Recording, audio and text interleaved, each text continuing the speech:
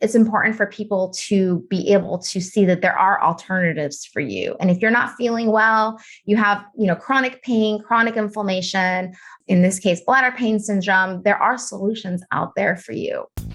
Let's ditch the quick fix and dive into today's conversation. Welcome, everybody. I'm joined today by Dr. Mandy LaGreca. She is the bladder pain coach. Dr. LaGreca is a health educator that specializes in investigating the root cause of ailments. She uses cutting-edge science to help guide clients to optimal health using mind, body, and heart. Dr. LaGreca is recognized across the world as one of the leading experts in interstitial cystitis and painful bladder syndrome. Along with 5 other certifications, Dr. LaGreca is a functional diagnostic nutritionist, which is a type of detective work that seeks to figure out what is going on inside your body and treat dysfunction, not just eliminate the symptoms, but really fix what's going on. Along with that, Dr. LaGreca, you've got also some background in engineering. So you have quite an impressive bio, and the certifications really shows that you've put in the work. So welcome.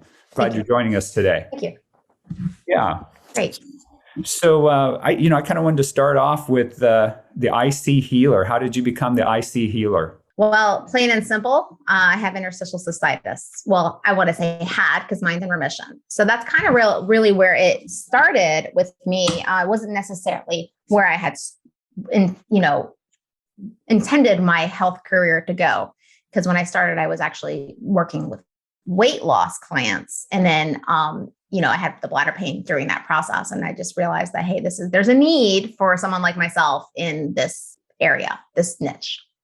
Right. And so what is interstitial cystitis, and how many people are affected by this kind of in the United States or globally? So millions of people, men and women, mostly women, but it is painful bladder syndrome really is the umbrella term. The definition is changing throughout the world as far as the difference between IC and bladder pain syndrome. We still call it interstitial cystitis, though in reality, IC is now going to be associated with the specific subtype of IC, which has Hunner's lesions and ulceration of the bladder, which is associated with a specific virus. And then everyone else is going to be considered bladder pain syndrome. Okay. So it's about 10% are IC, and then the 90% are bladder pain syndrome. But, I think we still call it IC because that's kind of the name that it's kind of stuck with. But just wanted to differentiate that. So really, it's painful bladder syndrome. It's consistent of a lot of discomfort in the bladder pelvic region. Could be vaginal, could be urethral. It consists of a lot of bathroom visits, going to the bathroom a lot, urgency, frequency, pain, a lot of pain and discomfort. So does it affect women primarily, or is this a men as well as women, children? Are they impacted? So I've had some male clients, but generally they're women. I would say probably 90% are women over the age of 30, generally, though I've lately have been having more come through the door that are in their 20s. And my youngest so far is 19. I haven't seen children, but I know they exist because I've seen it, I've in Facebook pages and things. I've heard other parents talk about it, but it's not as prevalent. So mostly women over age 30.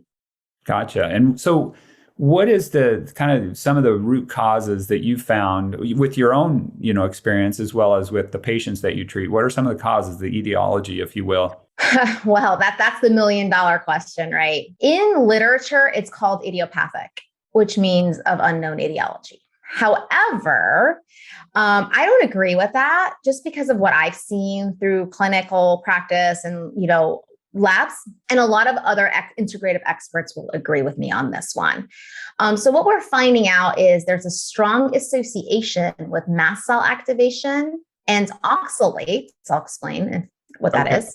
Yep. From both dietary factors as well as endogenous production, like your body's producing them. And there's also a strong association with mold, actually. Okay. So getting into that piece of it, now the literature in there is scarce, but it does exist. There is literature about bladder pain, inflammation of the bladder related to these oxalate crystals. And oxalates are basically crystals that are found in plant-based foods, but that's not the only place they're found. We are producers of oxalates as part of the human metabolism. Plants make it, animals make it, we make it. And they're just little crystals that they tend to bind to minerals because they chelate minerals. So generally, we're familiar with calcium oxalate crystals when it comes to kidney stones, for example. Like that's the one everyone knows about, calcium oxalate. So if someone has a kidney stone, it's an oxalate, generally calcium oxalate crystal. But what we're finding is that cause a lot of irritation and sets up a cascade of inflammatory events.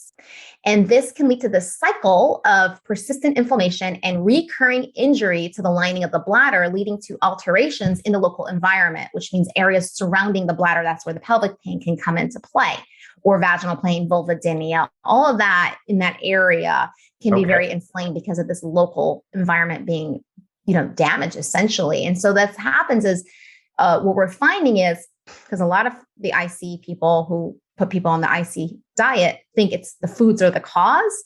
But in reality, we believe that the foods are the result of already having a damage. I mean, think about let's say you burn your hand and you have an injury to your hand. Well, anything that crosses that, like urine's acidic, right? It's very acidic. So if that area is damaged, then it's going to hurt. So that's kind of what we're finding. And I have been able to verify that with the many, many clients that I've worked with about this oxalate connection, very strong influence, and mast cells. So do you have an association between just the whole digestive tract? I mean, starting in the oral cavity all the way through to the bladder area itself? I mean, is there a connection to leaky gut or other comorbidity kind of things? Makes a lot of sense because in order to metabolize oxalates, you need to have the microbiome to support that.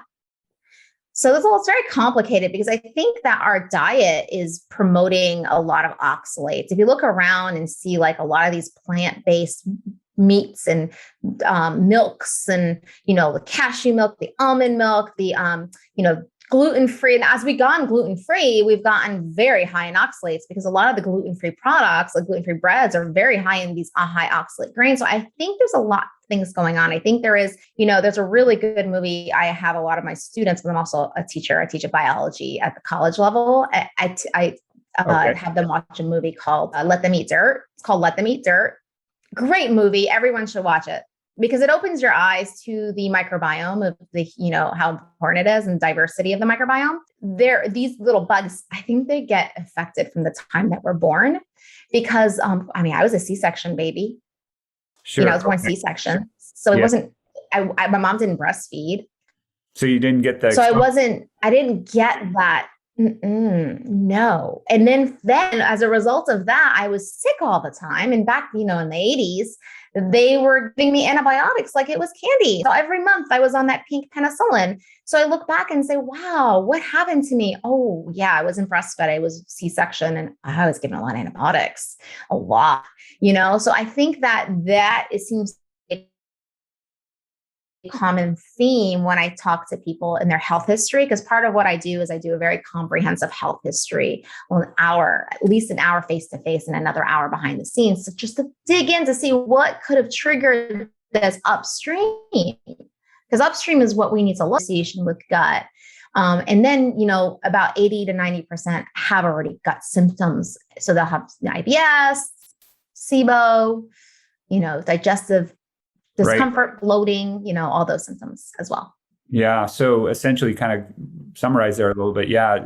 For your experience, when babies don't get a chance to pass through the birth canal, they lose, I think remember 25 to 30% of immune, boost opportunity just by being a natural birth. And then if you get on, a steady diet of antibiotics and things of that nature, the digestive system, the biome really, it's kind of like nuclear bomb goes through over and over again. So and then there's antibiotics in our food, right? Like, so like when they're antibiotics, like the meats are being injected. I know some of the rules have changed with that, but there are loopholes around that. I mean, if you really look and see, they're still injecting them when they're born. Wow. So we're being exposed through that. And then the pesticides, like the glyphosate alone can be an Right. antibiotic, Right. the Roundup. Yeah. So there's a lot of stuff going on that's really destroying and that's why that movie, Let Them Eat Dirt. If you watch that movie, it also talks about how asthma is so high here because we're just too clean. It's the hygiene hypothesis. Everything's clean. We don't allow our kids to play in dirt anymore.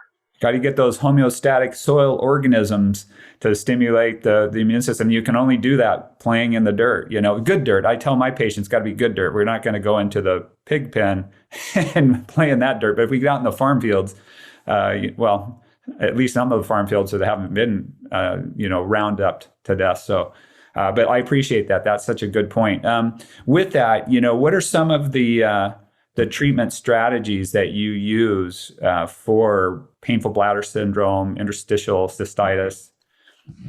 Number one is getting them in the mindset, because they're not going to follow. I tell them that this isn't going to be easy, and it's going to be, something that's going to be life altering. And so it may require, family getting on board, Gotcha. so that's the first thing. Like, got to get in the mindset, because if they don't have that mindset of knowing that, they have to make sacrifices, and I'm very honest with them, then they're not going to follow through, and then they're not going to get the results. And it's wasting both of our times, So there's a lot of preconditioning I have to do. And then we go in and we say, okay, what does your diet look like right now? And generally, if it's like very inflammatory, fast food, alcohol, lots and lots of processed foods, high sugar, food coloring, we've got to do that first before anything else. And then evaluating with the oxalates and the diet is the next step, because you can't just cut them out of your diet right away. You cannot, because they're stored in your tissues. And as soon as your body senses a change in homeostasis and like, okay, wait a minute, less oxalates coming in, we better excrete them,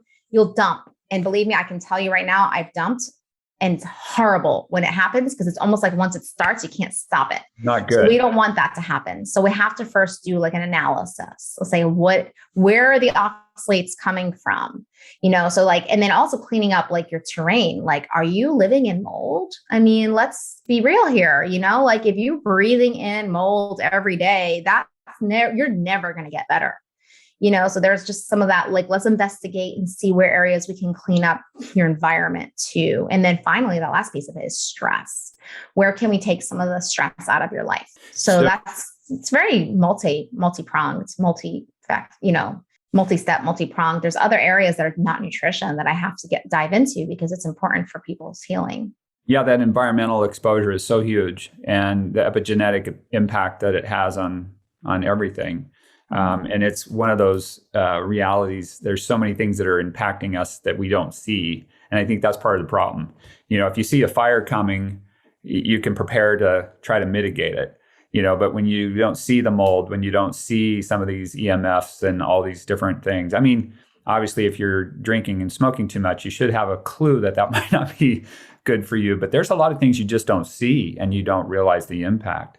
And so you basically try to establish a foundation of buy-in, if you will, that says, hey, this is a journey. We're not going to do something quick here. We got to start changing our lifestyle. Is that kind of the idea?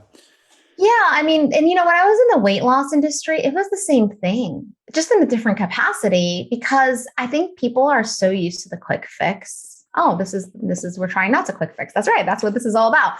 But it's true. I mean, everybody wants that quick fix because they're programs. They go to the doctor, they get a medication, like, okay, make me better. Honestly, I was guilty of that myself. When I first was diagnosed, I was like, the doctor said, we think you have interstitial cystitis.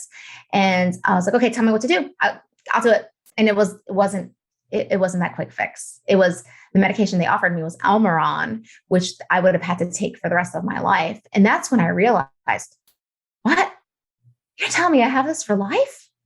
It was a grave moment of my life when they told me that, because I couldn't register that, because in my mind, I was used to getting the antibiotic, and it's all gone. Everything's better. And this is not like that. This is a lifelong. I mean, it's taken me 3 years to heal. Let me just give you that perspective. 3 years to heal the bladder.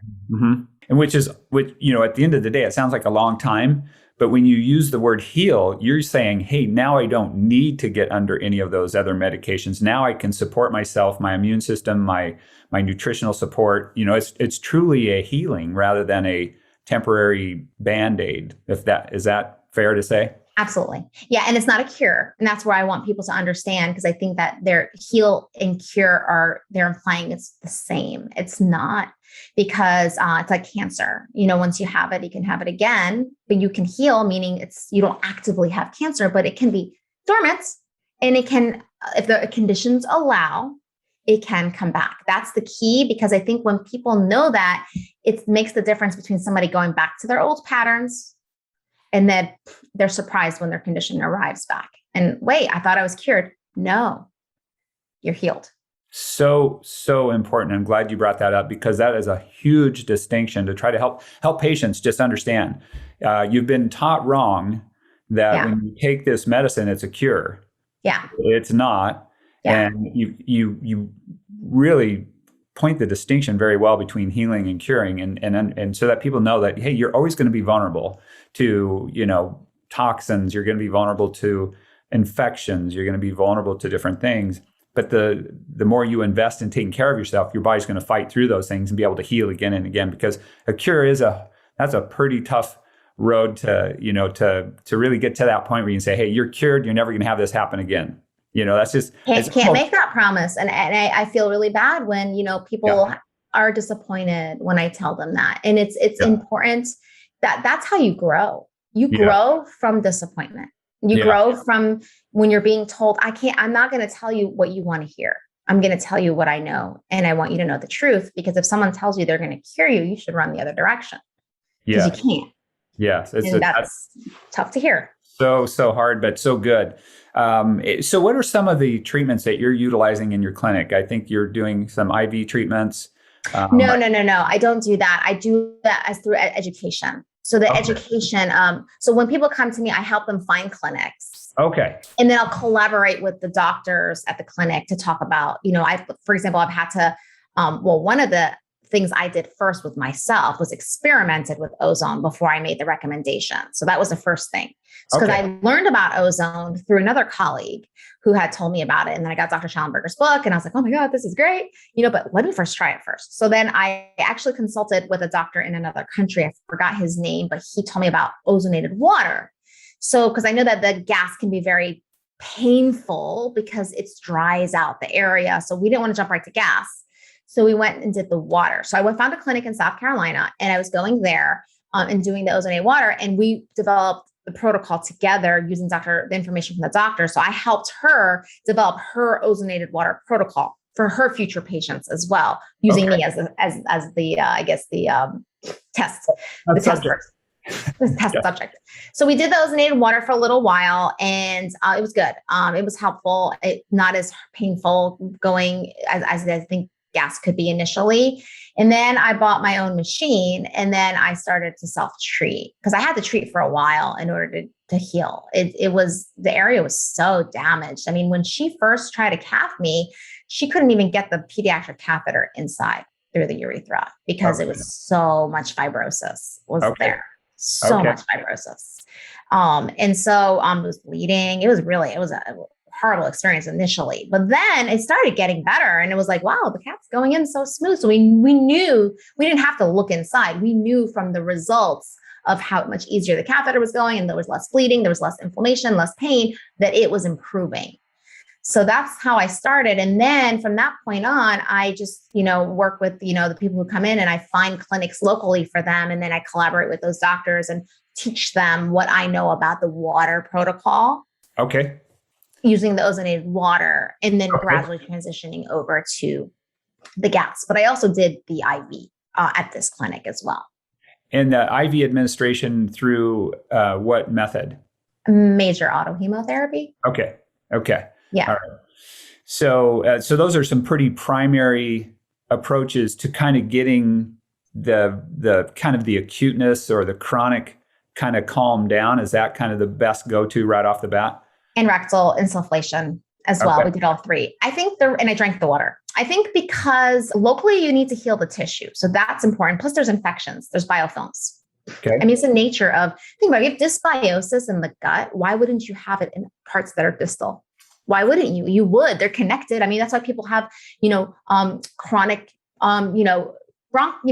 issues with coughing and like the what do they call this? The esophagus can have issues, Yes. right? Yes. Going all the way down the gastrointestinal tract, down through the bladder, even the skin. A lot of people have skin issues who have the leaky gut. They have the psoriasis and eczema. So all of that's interconnected. And so I do believe that the rectal insufflation is helpful from that perspective as well. But also drinking the water might also help with, whatever going through the gut. I'm not 100% familiar with the ozonated water and how the mechanisms are. I just know that, it doesn't hurt to have a little shot glass of water in addition to all your treatments that you're doing. You might as well, if you're already making the water to insulate, to use as an installation, you might as well just drink a little bit of it. So you've kind of started the process of the healing. And then how do you support that with nutrition? What's I know it's kind of specific to each patient that walks into your door. They have their specific backgrounds, but what's kind of a general approach, what you do with nutrition for your patients with painful bladder syndrome and or other, conditions? Step one is eliminate the inflammatory foods first. So that's like gluten, dairy, the top, soy, corn, right. The top, the general elimination diet. And then it's going to go into a low oxalate, low histamine diet. Okay. Each person has their upper threshold, but generally if we can keep people about 50 milligrams of oxalates, generally in that range, 50 to 100. So if someone's eating 3,000, let's say they're doing spinach smoothies twice a day and they're probably getting 3,000. So then it's going to be like, you have to taper the approach week by week. So you can't just cut it because then you're going to dump. So what you have to do is every week make substitutions. So if they're eating like an ounce of almonds, we'll have to go like maybe 3/4 ounce of almonds and add in some pumpkin seeds. And then a week after that, 1/2 ounce and add some pumpkin seeds. So it's going to be a gradual approach to reducing the oxalates while improving the composition of the diet, which we do with the rainbow diet. So what it is I show them the phytonutrient spectrum through the IFM. Okay. And through that, I try to get them to do about 30 new foods, 30 different types of foods a week with different colors.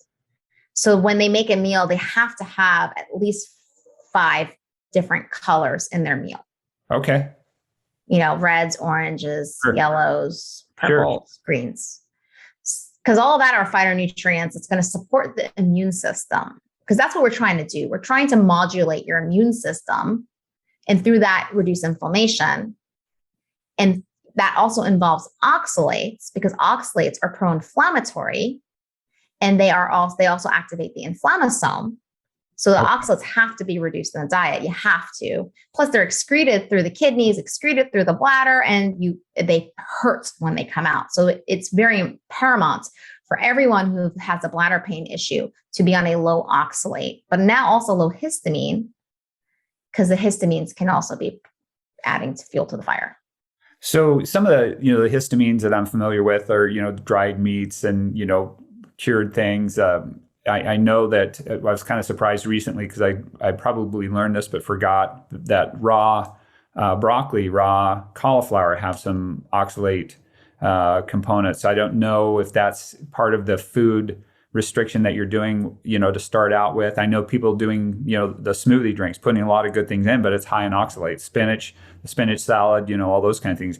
So are those in the category of foods that, you kind of have to start looking at taking out? They're going to be foods that you probably don't want to eat at all because the oxalates are just too high. You just can't get away with it. And then it's not all or nothing. So there is, it's dose dependent. Let's put it that way. So it's not all or nothing. It's dose dependent. So if you construct your meal, and so what we do is generally with people, we'll have them start with a plate, and half the plate will be lean protein temporarily. This is just a temporary, just getting started. I don't want to people eating that way forever, but half the plate lean protein, and then another like 25 to 15 to 25% of it fat. So then you only have a little bit you have more wiggle room. So you only have to really modify a small part of your diet. Sure. You know what I mean? And that helps you kind of, all right, we're going to do mostly fruits and vegetables. We're going to pick things that are low oxalate. Grains are used as a condiment. Grains are a condiment. Grains are inflammatory. Yes. I can verify that because anytime my dog has had grains, explosive diarrhea. So I know grains are inflammatory for many people. So they're condiments. Yes. So kind of keep those limited. And I'm sure that there's, what are the different tests that you use for your patients, lab tests, types of tests? Is there, blood types that are, more specific to a certain sensitivity than, others, or genetic types or anything like that? I read the blood typing diet. I'm not using it because I haven't seen a lot of peer-reviewed research on it. So I've been kind of putting that on hold, although, there might be some anecdotal stuff that we can say, hey, if you're 8 plus, you might do better on more vegetables in your diet. But I don't really use that. I really like the Nutri-Eval test, which is really nice because it has everything. It's like people like simplicity. And this is nice because it's one test, blood draw, urine test, one lab, send it out. It gives you micronutrients. It gives you organic acids, including oxalates. They added oxalates to that panel. So that's nice.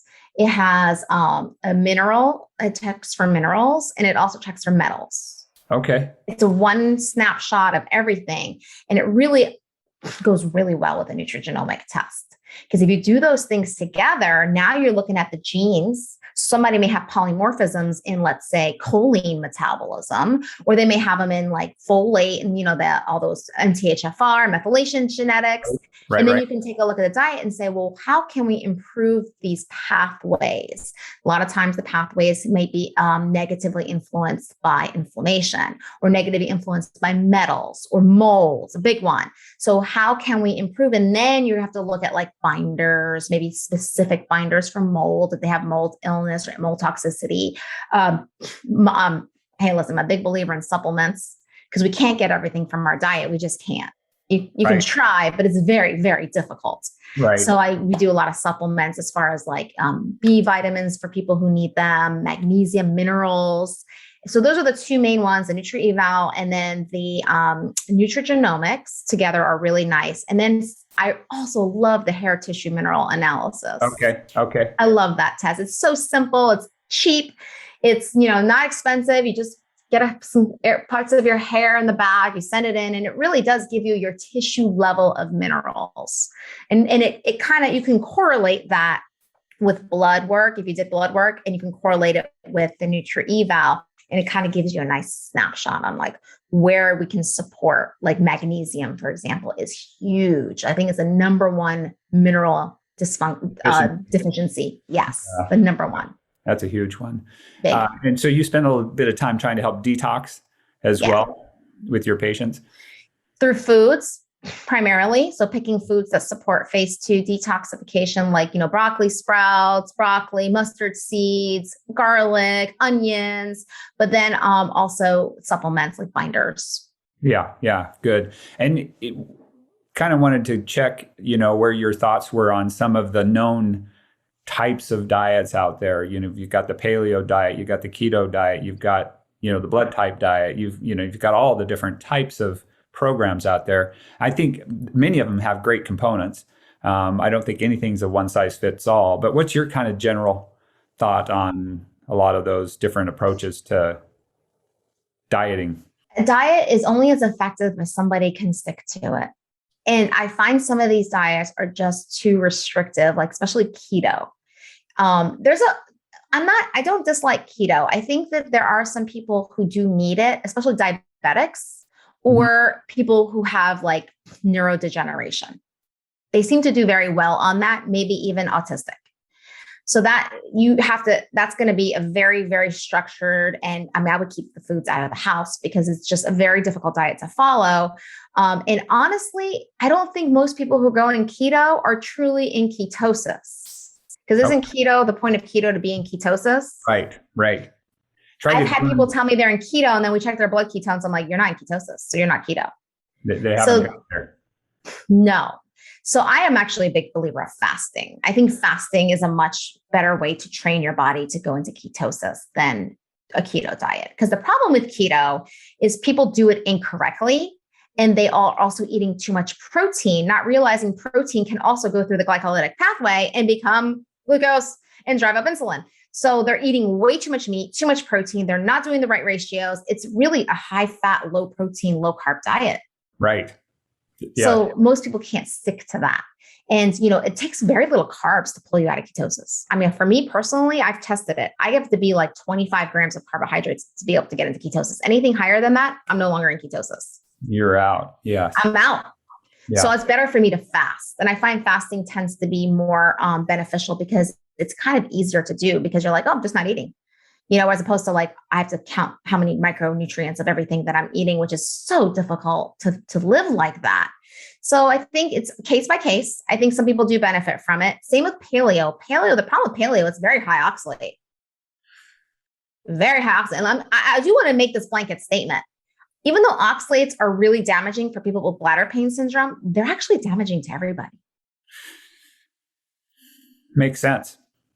They're pro-inflammatory. They activate the inflammasome. You might not notice it, but it could be happening in someone who's really pounding down those oxalates. They might not notice it, but maybe they have other problems. Maybe they have the thyroid condition. Maybe they have joint pain or arthritis.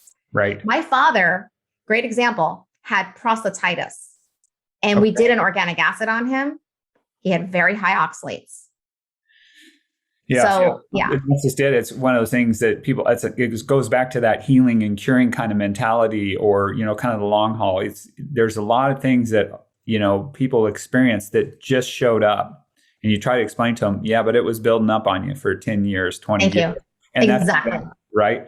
And so that is kind of the deal there. So I really appreciate that thought line too. It's one of those things trying to help people understand things so that they understand, the choices they make have an impact, whether they're feeling it or not, good or bad. You can say, hey, eat this, and this is going to be good for you. And if they don't get the right response to what they're eating, they think, oh, well, that's not working for me. It's like, well, keep going, because it's still good for you.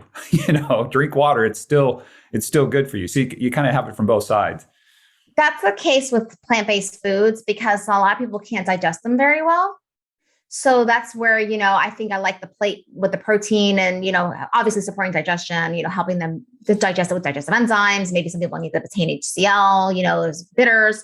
But I think diet does change over time as your microbiome and your biochemistry change. Great example is in weight loss. If someone's obese and they come to you and they generally need more of that keto approach initially because they have to be very careful with their insulin levels because their insulin is already high. So they seem to do better initially on a lower carb diet, but then as their insulin sensitivity improves over time through exercise, losing body fat, less inflammation in the body, they actually can eat more carbs. So I think diet has to also evolve with the person. It's not static. Yeah, as the body repairs and regenerates, you can get back into some things that you weren't able to tolerate before.